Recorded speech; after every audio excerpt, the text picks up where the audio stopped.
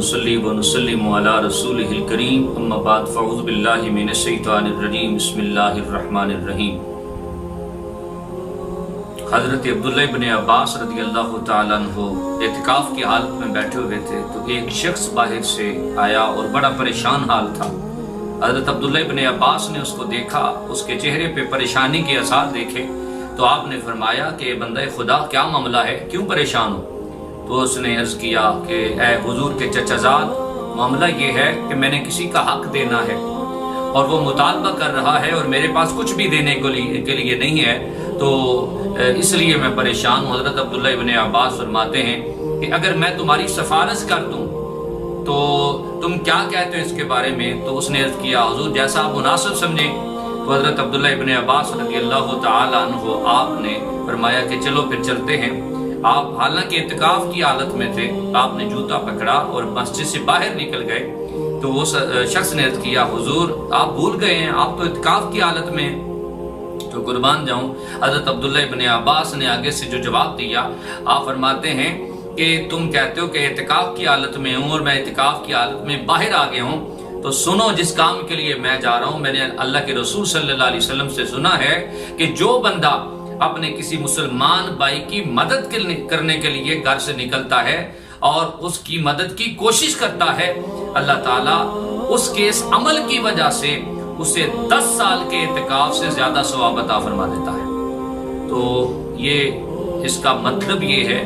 اور یہ حدیث جو میں نے آپ کے سامنے بیان کی ہے حضرت عبداللہ ابن عباس کی، اس کو امام باقی نے شعب الایمان کے اندر لکھا ہے۔ تو آپ اندازہ کریں کہ کسی کے کام آنے کا اجر یعنی اتنا بڑا ہے، یعنی حضرت عبداللہ ابن عباس نے یہ سمجھایا کہ یہ تو ایک دن کا اعتکاف ہے،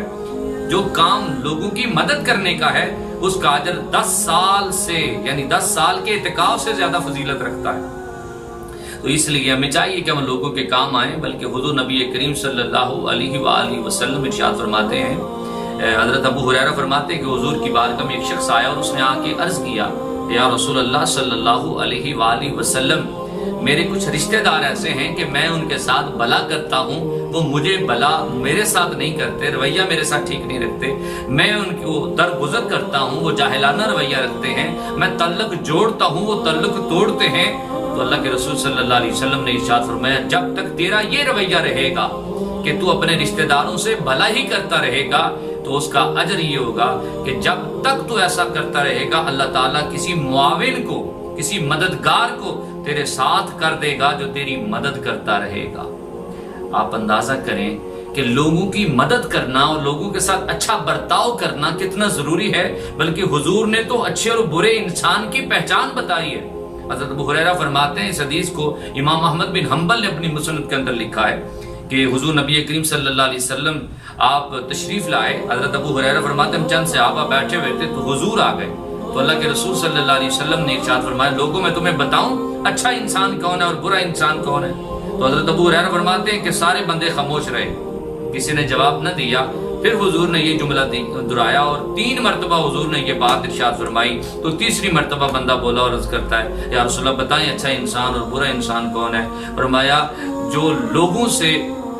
جو اچھائی کرنے والا ہو، یعنی لوگ اس سے بھلائی کی امید رکھیں اور اس کے شر سے بچیں، وہ اچھا انسان ہے، اور جس سے لوگ بھلائی کی امید نہ رکھیں اور جس کے شر سے لوگ نہ بچ سکیں وہ برا انسان ہے۔ تو اچھے اور برے انسان کی پہچان ہی لوگوں کے ساتھ اچھائی اور برائی کی بنا پہ کی جاتی ہے، یہ حدیث رسول سے ثابت ہے۔ ہمیں چاہیے کہ ہم لوگوں کے کام آئیں اور اچھے طریقے سے لوگوں کی ہیلپ کریں اور اپنا وقت جو ہے نا ان کو دے کے ان کی مدد کریں تاکہ ہم اچھے لوگوں میں ہمارا شمار ہو سکے۔ اللہ تعالیٰ ہمیں سمجھنے اور عمل کرنے کی توفیق عطا فرمائے۔ وما علینا الا البلاغ۔